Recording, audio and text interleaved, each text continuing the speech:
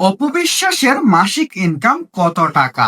উপস্থাপিকা তমা রশিদ এমন প্রশ্ন করলেন। এবার আসি মূল আলোচনায়।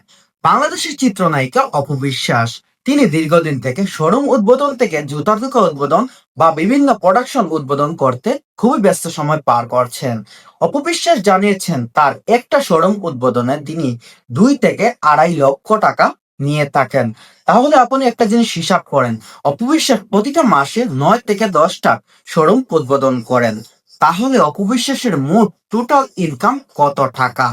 অপবিশ্বাস তোমারকে বলেন তার প্রতি মাসে ইনকাম হচ্ছে 50 লক্ষ টাকারও বেশি, যা বাংলাদেশের একজন নায়কের ইনকামের থেকে অনেক বেশি টাকা। আপনি চিন্তা করেন, বাংলাদেশের একজন নায়িকা সে প্রতিটা ছবি করতে 1 থেকে 2 লক্ষ টাকা পারিশ্রমিক নিয়ে থাকে, কিন্তু সেই জায়গায় বাংলাদেশের চিত্রনায়িকা অপবিশ্বাস একটা শোরুম উদ্বোধনেই 8 থেকে 9 লক্ষ টাকা নিয়ে থাকেন।